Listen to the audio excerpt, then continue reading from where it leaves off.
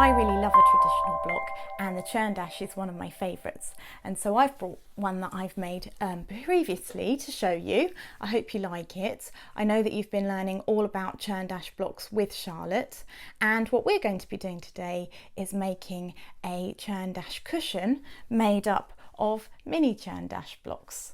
Let me show you. So this is the cushion here. Here are the mini churn dashes, and I've fussy cut the centres to make it really fun, and then I've added a border around the edge, and then I've quilted it. So let's get started and I'll show you how to do it. So the cushion is made up of 9 of these mini churn dash blocks, and then it's got borders around the edge to make the cushion up to full size. So I have included for you a cutting guide to make each of these blocks. So first of all, you're going to need, for each mini block, you're going to need a 2.5 inch fussy cut centre, like this one. And then you're going to need 2 of your churn dash print, and these are going to be 2 inches to start with, and then what we're going to do is cut them to size to make them smaller, because it's always best to get accuracy to cut them bigger and then trim them down, particularly when you're doing tiny blocks like this. Okay, so you're going to have 2 of those, and then for your background you're going to be cutting another 2, also 2 inches. And then for your background and these bits of the churn dash, we're going to cut strips. This time we're going to cut them 11 inches long by 1 inch. And then we're going to be sub-cutting those a bit later on. So that's your first job. Now there's a couple of ways of doing this. For me personally, I have made this cushion by making 1 block at a time. You can, if you want to, get everything cut out, but you have to remember that that's going to be quite a lot of fabric choices and lots of tiny pieces. And I found that I made the decisions about what colours I wanted, what creatures I wanted to feature as I went along. So I literally made my first one, and then I thought, okay, I really like this fussy cut motif, I want to use this one next, what colours go with it, and then I've played around with the layout afterwards. So by all means, if you prefer to get everything cut out at the beginning, that's great, but for me, I find that it can get a little bit confusing when there's so many pieces involved, and so I've literally done 1 block at a time. Okay, so I'm going to do the next job now, which is taking my darker print of the 2, and I have just drawn a diagonal line down the centre and on both of them, and I'm going to pair them with my lighter squares, right sides together. You can put a pin in if you want to. So what we're going to do now is go to the machine and stitch 1/4 inch either side of the line on both of those, and then I'm going to take my strawberries and my gingham strips. Now these are longer than we need, I've done that on purpose, and we're going to put them right sides together and stitch 1/4 inch seam, and then we'll just press it and open it out, and then I'll tell you about the next bit. So I'm going to go and do that and then show you what's next. Okay, so my next job is to sub-cut this strip into 2.5 inch rectangles. We need it to be 2 inches finished, and we've got 1, 2, 3, 4, so we need 4. So I've done the first one, and then I'm just going to keep going. 2.5, 2.5,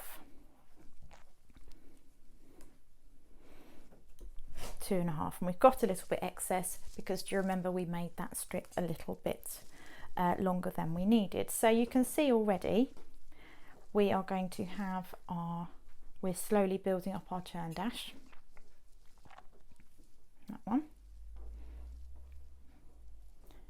Hang on, let me get it the right way. There we go, that's better. And now for the corners of our churn dash. So this is what you will have done. Stitched your 1/4 of an inch either side of the seam, and then all you're going to do is cut down the centre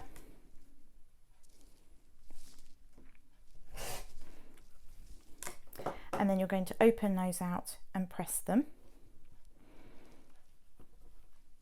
So you'll just take them to the iron and press them like that, which I've done here. And there's going to be 4 of those. So I've done that already with these ones.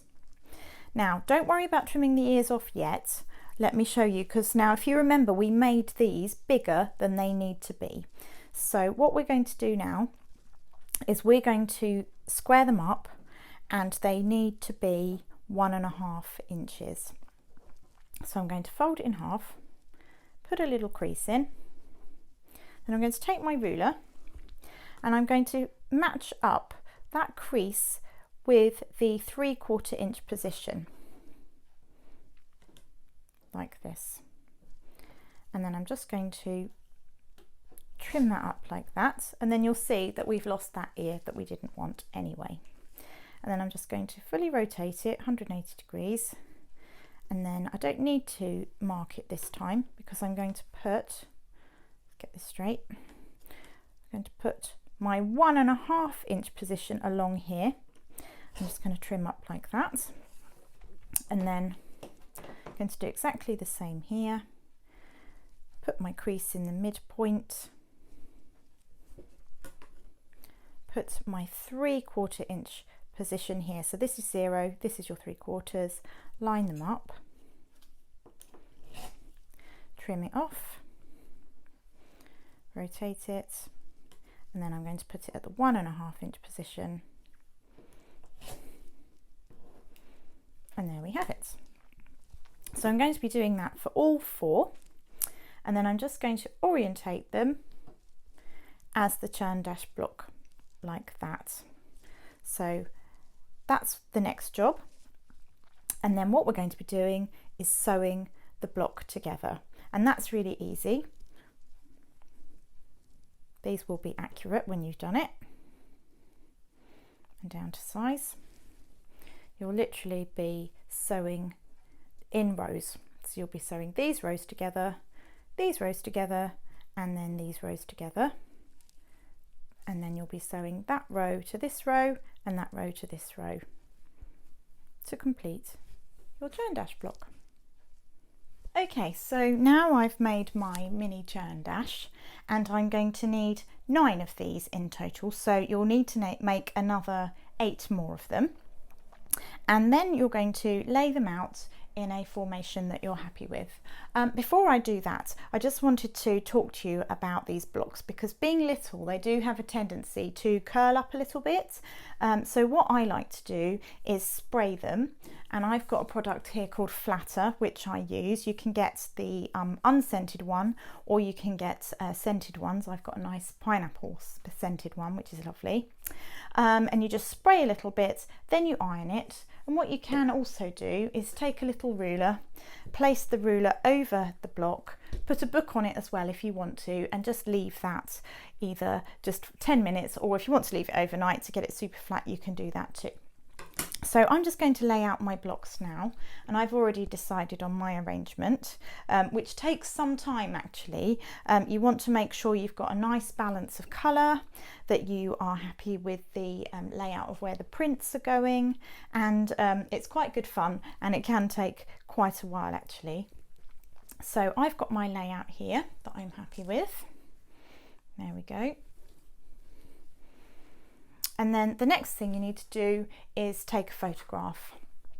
That will make sure you've got that to refer back to then, in case things get moved around. And then what we're going to be doing is sewing these squares together in rows, and then sewing the rows together to finish this lovely mosaic.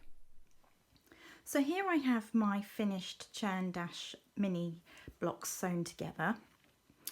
what I did when I sewed my rows was I made sure that my seams was going to the right on this one, to the left on this one, and to the right on that one, because there are a lot of seams on the back. It does get quite bulky. So by doing that, it just means that they are nesting nicely here at the points, which is what you want.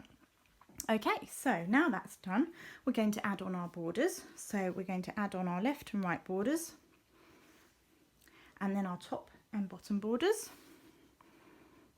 We're just going to machine those on, and then we will have finished our cushion top. So now I've added my borders and I have spray basted this cushion top to my batting.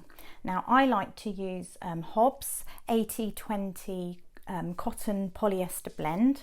I find that's a really good batting for most of my quilts and my pillows and cushions.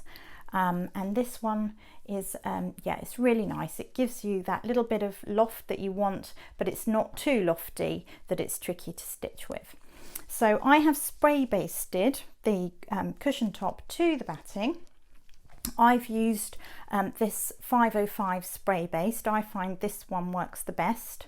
So you literally just put a bit of spray onto the batting, and then you can lay your cushion top on top of it. And the nice thing is it is repositionable, so if you go wrong you can reposition it.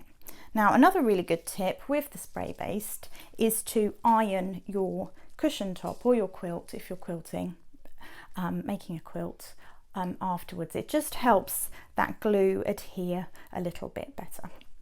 So I'm ready for quilting now. I'm going to do a grid formation, so I'm going to stitch vertically first, then I'm going to stitch horizontally, but you can quilt your cushion any way you like. Here's my quilted cushion front. As you can see, I've done the grid formation and I've done it quite close together. I used the width of my walking foot to determine how far apart my lines were. So I stitched my central line and then I used that as a guide to stitch my subsequent lines. And I'm really pleased with the effect of that. So I've trimmed off my batting. That's all nice and tidy now. And now I'm ready to do my envelope back. So for this you need 2 pieces. The measurements are on the cutting sheet. This is the top piece here, and what I've done is I've hemmed it, and all you have to do is fold it over, give it a press and fold it over again. So that's my top piece, and it's the long side, and it's going to be the bit in the middle that you're going to be hemming. And then I've got my bottom piece here.